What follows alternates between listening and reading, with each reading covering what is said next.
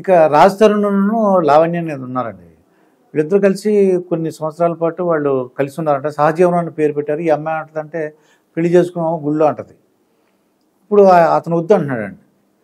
కానీ వద్దన్న వ్యక్తిని లావణ్య అమ్మాయి ఎందుకు నువ్వే కావాలి నువ్వు కావాలని అడుగుతుంది. అదే సైకాలజీ మాకు అర్థం అవుతుంది. నాకు వద్దు అని అంటున్నాడు ఆయన, వదిలేకుండా నువ్వే కావాలంటుంది అమ్మాయి. ఎందుకంటే ఈ మాలవి మల్హోత్రాతో నీకు కాంటాక్ట్ ఉంది, ఆ అమ్మాయిని వదిలేసేసుకుని నా దగ్గర అంటదండి లావణ్య. ఏంటి అసలు ఆ సైకాలజీ ఏంటనండి? అదే మనము before going in to psychology వాళ్ళది ఒక్కసారి మీరు ఆలోచించండి, అంటే సామాజికంగా ఆలోచించండి. వాళ్ళిద్దరూ సహజీవనం చేశారు. ఎన్ని ఏళ్ళు? 11 ఏళ్ళ. పిల్లలు లేరు. 11 ఏళ్ళు సహజీవనం చేసిన వాళ్ళు పిల్లలు లేరంటే అర్థం ఏంటి? They are clear about what they are doing. Okay, responsibilities వద్దు వాళ్ళకి. Right or wrong? Common sense తో ఆలోచించండి. కెమెరామ్యాన్ మీరు కూడా చెప్పండి. 11 ఏళ్ళు సహజీవనం చేసిన వాళ్ళు పెళ్లి ఎందుకు చేసుకోలేదు? ఇది కేవలం రాజ్ తరుణ్ ఇష్యూ కాదు సార్. చాలా మంది లివ్ ఇన్ రిలేషన్షిప్ ఉన్న వాళ్ళందరూ కూడా వాళ్ళు ఎందుకు వెళ్తున్నారు లివ్ ఇన్ రిలేషన్షిప్ లోకి? తల్లిదండ్రులు కుదిర్చినటువంటి అరేంజ్ మ్యారేజ్ నచ్చక విడాకులు అయిపోతున్నాయి.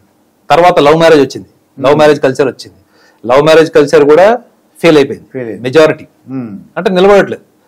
ఇది థర్డ్ ఎక్స్పెరిమెంట్ ఏంటి? Live in relationship. Live in relationship లో ఉన్నటువంటి వాళ్ళు మోర్ దాన్ 80% వాళ్ళు విడ్రా అవుతున్నారు. అంటే కలిసి ఉంటారు 1 year to 10 years, కానీ వాళ్ళిద్దరు కలిసి ఉన్న తర్వాత వాళ్ళ మెయిన్ మోటివ్ ఏంటి? ఈ లివ్ ఇన్ రిలేషన్షిప్ లో నుంచి వాళ్ళు రిలేషన్ అండ్ రెస్పాన్సిబిలిటీలోకి ట్రాన్స్ఫార్మ్ అవ్వడం, అంటే మార్చుకోవడం. అంటే బాగా అర్థం చేసుకున్న తర్వాత నెక్స్ట్ ఏంటి? సంప్రదాయబద్ధంగా పెళ్లి చేసుకుంటావా, లేకపోతే పెళ్లి చేసుకోకపోయినా పర్లేదు, బాధ్యతలు అంటే ఏంటి? పిల్లలు కనడం. సో వీళ్ళిద్దరికి కూడా రెస్పాన్సిబిలిటీ ఇష్టం లేదు సార్.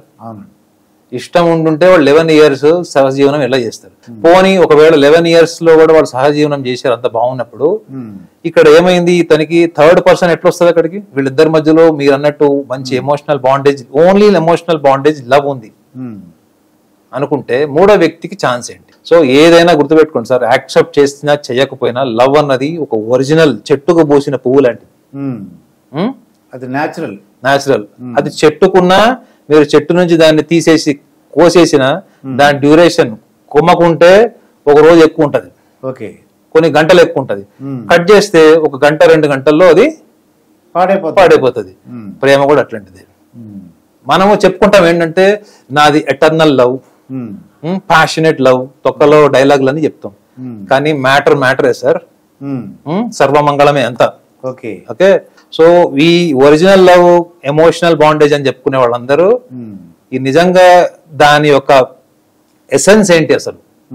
అదే మీరు ప్లాస్టిక్ పువ్వు తీసుకోండి సార్, ప్లాస్టిక్ పువ్వు 100 ఏళ్ళైనా పాడు కాదు, కలర్ డల్ అవుద్దేమో అంతే. వీళ్ళిద్దరిది ప్లాస్టిక్ లవ్వా ఒరిజినల్ లవ్వా మీరు చెప్పండి? ప్లాస్టిక్ లవ్వే నాకు తెలిసినంత.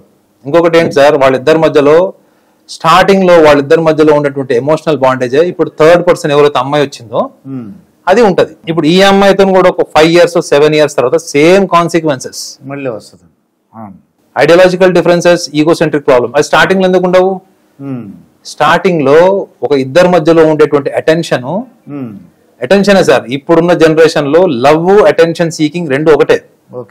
మీరు ఎక్కువ టైం ఎవరితోనే స్పెండ్ చేయండి, వాళ్ళు మీ గురించి ఆలోచన మొదలెడుతున్నారు. మీరు 1 గంట చాటింగ్ చేయలేదు, మీరు వాట్సాప్ లో ఆన్లైన్ లో ఉన్నారు, కానీ మీరు ఆన్లైన్ లో ఉండి చాటింగ్ చేయట్లేదు మీ గర్ల్ ఫ్రెండ్ కి. మీ గర్ల్ ఫ్రెండ్ అంటే మళ్ళీ మీ ఆవిడ వేరేలాగా అనుకుంటుంది జనరల్ గా. మీరు ఆన్లైన్ ఉన్నారు, మీరు చాటింగ్ చేయట్లేదు మీ గర్ల్ ఫ్రెండ్ తోని, అది చాలు మీ ఇద్దరు విడిపోవడానికి. దిస్ ఇస్ ద ఇన్సెక్యూరిటీ ఉన్న చోట relation, emotion, understanding, maturity, awareness ఇవన్నీ ఎక్కడ ఉంటాయి సార్? సో కాబట్టి ఇవాళ రాజ్ తరుణ్ ఇష్యూ మీడియాకి మంచి మైలేజ్ అయ్యిండొచ్చు, కానీ ఫ్యాక్ట్స్, సైకలాజికల్ ఫ్యాక్ట్స్ ఒకవేళ మీరు చూస్తే వాళ్ళకి స్టార్టింగ్ లో ఉన్నటువంటి what you call infatuated love kind of thing which is very much close to the biological intimacy, hormonal imbalance. మన హార్మోన్స్ మన ఫీలింగ్స్ ని జనరేట్ చేస్తాయి సార్. మనలో ఉన్న హానెస్టీ, మన బుద్ధి ఆ రియాక్షన్స్ ని ఎటువైపు ల్యాండ్ చేయించాలి, దాన్ని ఎటువైపు తీసుకెళ్ళాలి. సాంప్రదాయబద్ధంగా పెళ్లి చేసుకుంటామా? పెళ్లి చేసుకోకపోయినా పర్లేదు. 11 ఏళ్లలో మనం పిల్లల్ని కన్నామా? పిల్లల్ని ఎందుకు కనలే? You are both are practical. Abortion చేయించారు, నువ్వు ఎందుకు చేయించుకున్నావు? సూసైడ్ చేసుకోవాల్సింది, పోలీస్ స్టేషన్ లో కంప్లైంట్ ఇవ్వాల్సింది, ఉమెన్ సెల్ కి వెళ్లాల్సింది, లేదా కొడితే షీ టీమ్ కి వెళ్లాల్సింది. ఎన్ని ఉన్నాయి సార్ ఆప్షన్స్? ఇవాళ నేను వీళ్ళ కేసు కాదు సార్, నేను చూస్తున్నా కదా. నేను ఒక మాదాపూర్ లో ఒక కార్పొరేట్ హాస్పిటల్లో సైకాలజిస్ట్ గా, కన్సల్టెంట్ సైకాలజిస్ట్ గా 8 years చేశాను. ఓకే. 8th క్లాస్ నుంచి 10th క్లాస్ పిల్లలు దే గాట్ అబార్టెడ్. అమ్మాయిలు ఓకే, అబార్షన్ అయిపోయింది వాళ్ళకి. అంటే ఆ హాస్పిటల్ కాదు, బయట పల్లెటూరులో డైలీ లేబర్ దగ్గర నుంచి మోస్ట్ ఎలైట్ పీపుల్ కూడా ఉన్నారు అందులో.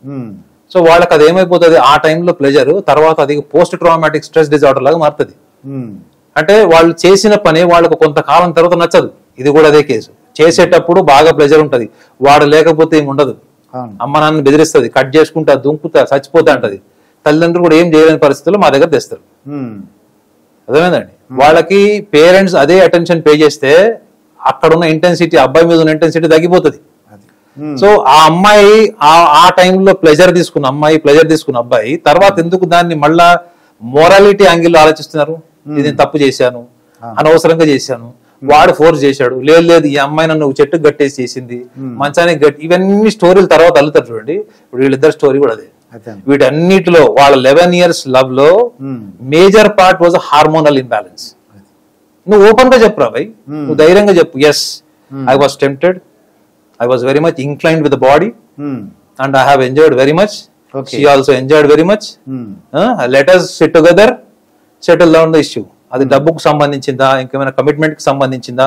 మీ ఇద్దరి మధ్యలో అంత ఓపెన్నెస్, క్లారిటీ ఉంటే మీ మీడియా ఎందుకు? Okay, if you are honest sir, you don't need your mother, you don't need any god. If you are honest enough, ఇద్దరు చక్కగా కూర్చొని సెటిల్మెంట్ ఇస్ ఫిక్స్డ్. నువ్వు నాకు తప్ప ఎవరికి దక్కద్దు. మొన్న యూపీలో చూశారు కదా, ఒక డాక్టర్, ఒక మెడికల్ డాక్టర్ అక్కడ ఉన్న లోకల్ పొలిటీషియన్ తో ఎఫైర్ పెట్టుకుంది. ఎన్ఆర్ఐ సార్ అమ్మాయి, చూడండి ఎట్లుంది. ఎన్ఆర్ఐ లోకల్ పొలిటీషియన్ తో పెట్టుకుంది. వాడు మంచి, చెప్పకూడదు కానీ మంచి ప్లే బాయ్. ఈ అమ్మాయికి ఎడిక్షన్ అయిపోయింది, physical intimacy every day, almost every alternate days అలవాటు అయిపోయింది. Over a period of time ఈమె ఫోర్స్ చేసింది పెళ్లికి. అతను పెళ్లి చేసుకుందాం ఓకే ఓకే అన్నాడు. ఎందుకంటే అతను పొలిటికల్ కెరీర్ పాడవుతుంది కదా మీడియాకి వస్తే. సో ఫైన్ డే ఏం చేసింది, ఎంగేజ్మెంట్ డేట్ ఫిక్స్ చేసి 200 మందిని పిలిచి ఫంక్షన్ హాల్లో పెడితే మన సార్ అబ్సెంట్ ఆ రోజు. 200 మందికి అమ్మ ఏమో తలగా తీసుకుంటుంది, తల చూపించి ఫేస్ చేయలేదు కదా, ఇట్లా ఉన్నాడు అని చెప్పేసి మళ్ళీ 1 week 10 days గ్యాప్ ఇచ్చిన తర్వాత మళ్ళీ ఫోన్ వస్తుంది కదా అక్కడి నుంచి, నాన్న కన్నా బంగారం అనగానే మళ్ళీ కరుగుతారు కదా అమ్మాయిలు. అట్లా కరిగిపోయి ఇద్దరు పరవశంలో మళ్ళా ఇంటికి పిలిచి, డాక్టర్ కదా, ఆ సర్జికల్ లైఫ్ ఉంటది కదా, ఆ సర్జికల్ లైఫ్ తో ఆర్గన్ కోసేసి బ్లీడింగ్ ఎక్కువ కాకుండా ఇంజెక్షన్ ఇచ్చి, టాబ్లెట్స్ ఇచ్చి, పోలీసు వాళ్ళకి ఫోన్ చేసి అతను హాస్పిటల్ తీసుకెళ్ళమని చెప్పి ఈమె రికమెండ్ చేసి, ఆ వీడియో కూడా వైరల్ అయ్యి, అతను ఆమె ఆ లాస్ట్ కన్క్లూజన్ ఏం చెప్పింది, ఏ రిగ్రెట్స్ లేవు, ఏ ఎమోషన్ లేదు, నాకు దక్కనోడు ఎవరికి దక్కడం కాదు, ఇంకెవరి దగ్గరికి వెళ్ళకూడదు, జీవితాంతం ఈ మొత్తం ఇండియా మొత్తం తెలిసిపోయింటది న్యూస్, ఎవడు పెళ్లి చేసుకోడు. ఆమె కట్ చేసిన ఆర్గన్ ని ఫ్లెష్ లో కవర్లు వేసి ఫ్లెష్ చేసింది. మళ్ళీ ఎక్కడ దొరికితే కుట్లేస్తారేమో అని. చూడండి ఇమాజినేషన్, ఒక క్వాలిఫైడ్ డాక్టర్ ఇమాజినేషన్ ఆమెకుంది. సో ఆమె అందులో మొరాలిటీ ఏంటి, నాకు దక్కనోడు ఇంకెవరిని చూడకూడదు. చచ్చినట్టు ఇప్పుడు ఇక అతని సంసారానికి పనికిరాడు కాబట్టి తిరిగి నా దగ్గరికి వస్తాడు. ఈ లోపల 4 రోజులు జైల్లో టైం పాస్ చేసి వస్తానని వెళ్ళింది అక్క. అంటే వాళ్ళు హార్మోన్స్, ఈ కేసులో ఏంటంటే వాళ్ళిద్దరి మధ్యలో ఉన్నది లవ్ కాదు, ఏం కాదు, ఇట్ ఇస్ అ హార్మోనల్. ఈ మధ్య చాలా మందికి ఏమవుతుందంటే కొత్త పార్ట్నర్ మీద ఎక్కువ ఇన్ఫాచ్యుయేషన్ ఉంది. అది స్కూల్ పిల్లైనా, మీరు అన్నట్టు సెలబ్రిటీస్ అయినా, ఎవరు కొత్తగా అటెన్షన్ పే చేస్తారు. అందుకే చెప్తున్నాను ఏంటంటే దీనికి విరుగుడు ఏంటంటే, మీరు ఫస్ట్ మీకు అటెన్షన్ సీకింగ్ ప్రాబ్లం ఉందా చూసుకోండి. ఓకే, అమ్మాయి గాని అబ్బాయి గాని. ఈ attention leads to love. It is not a love. Okay, it is not a love, it is a kind of hormonal reaction. But when you want to say that it's love, you have to accept that love is a original flower. It is a flower of a plant. Okay. But love cannot be a plastic flower. జీవితాంతం ఒకటే రూపం ఉండాలి, ఒకటే condition ఉండాలి, ఒకటే colour ఉండాలంటే అది సినిమాల్లో పనిచేస్తుంది. ఇందాక రాజకీయ నాయకుడు ముందు గ్రహించలేదంటారు ఈ అమ్మాయికి ఇంటెన్షన్ కానీ ఎక్కడ, ఆ అమ్మాయికి సోషల్ సేఫ్టీ ఉండదు సార్. రేపు అతను చంపినా చంపుతాడు. ఇప్పుడు అమ్మాయి అతను మళ్ళీ పిలిచాడు కదండి, అంటే ఇలా కూసేస్తాం అంటే సస్పెక్ట్ అంటే లేదు సార్. ఇప్పుడు అతని వీక్నెస్ ఆమెకు తెలుసు. When they both were physical involved, వాళ్ళు ఒక మైకంలోకి తీసుకుపోయి ఉంటది. మైకంలోకి తీసుకుపోయిన తర్వాత ఆటోమేటిక్, ఇప్పుడు చూడండి బ్లంట్ గా చెప్తున్నాను, before erection after erection organ size పెరుగుతుంది. అవునండి. ఆమె సర్జికల్ నైఫ్ తో కట్ చేసినప్పుడు అతను ఆర్గన్ అతను ఎరెక్షన్ మోడ్ లో ఉన్నప్పుడే ఆమె కట్ చేసేది. అది నార్మల్ గా ఏంటి, ఆమె డీప్ గా ఇన్వాల్వ్ చేసి ఉంటుంది అతన్ని. మనోడికి డైలీ జాబ్ అదే కదా, అవును మనోడు అంటున్నాను, పొలిటీషియన్ అదే జాబ్ కాబట్టి అవును, అంటే సస్పెక్ట్ చేయలేదు. సస్పెక్ట్ ఎందుకు, కామందుడికి అంత లౌకిక జ్ఞానం ఏముంటుంది సార్, మనది ఒకటే పని, బుల్లెట్ దింపామా లేదా అది. సో సార్ బుల్లెట్ మిషన్ అంతా బుల్లెట్ తీసుకొని వచ్చాడు, అది సో పర్మనెంట్ గా అక్క బుల్లెట్ ఫైర్ చేయకుండా బుల్లెట్ మిషన్ లోంచి తీసేసింది. జీవితంలో ఎప్పుడు ఆ గన్ను వాడకుండా, ఒకవేళ గన్ను బయటికి తీసింది అందులోంచి ఎటువంటి శబ్దం రాకుండా చేసింది. చాలా విచిత్రంగా ఉంది, జాగ్రత్తగా మిగతా జాగ్రత్తగా ఉండాలి. అందుకే సార్ ప్రాక్టికల్ సొల్యూషన్ ఏంటంటే, తల్లిదండ్రులు కూడా చాలా మంది వాళ్ళ పిల్లలు ఒక చిన్న ఎఫ్ఐఆర్ పెట్టుకున్నారు, అబ్బాయి ఎఫ్ఐఆర్ పెట్టుకున్నాడు అంటే మీరు టెన్షన్ పడాల్సిన అవసరం లేదు. ఇది వారం రోజులు ఉంటుంది, 4 రోజులు ఉంటుంది అంతే, 6 నెలలు ఉంటుంది మహా అంటే. బట్ ఏంటంటే ఇద్దరిని కూర్చోబెట్టి మాట్లాడితే సెటిల్ అవుతుంది. మీ అమ్మాయికి ఎక్కడో ఎవిడెన్స్ దొరికింది, అబ్బాయికి ఎవిడెన్స్ దొరికింది అని మీరు వాళ్ళని కొట్టడం, హెరాస్ చేయడం, లేదా వాళ్ళని టౌంట్ చేయడం, వెటకారం చేయడం, వాళ్ళని డిగ్రేడ్ చేయడం చేస్తే వాళ్ళు సూసైడ్ చేసుకునే ఛాన్స్ ఉంటుంది. అక్కడ లవ్ ఉండదు, పాడు ఉండదు. కానీ సూసైడ్ చేసుకునేలాగా ప్రొవొకేషన్ మాత్రం very powerful, it effects. Okay, ప్రేమికురాల మీద పనిచేస్తాడు లేదు, కానీ తల్లిదండ్రులు అనే మాటలు, వాళ్ళ చుట్టుపక్కల సాక్ష్యం దొరికిన వాళ్ళనే మాటల వల్ల అది సూసైడల్ థాట్స్ మాత్రం డెఫినెట్లీ ప్రొవోక్ చేస్తుంది.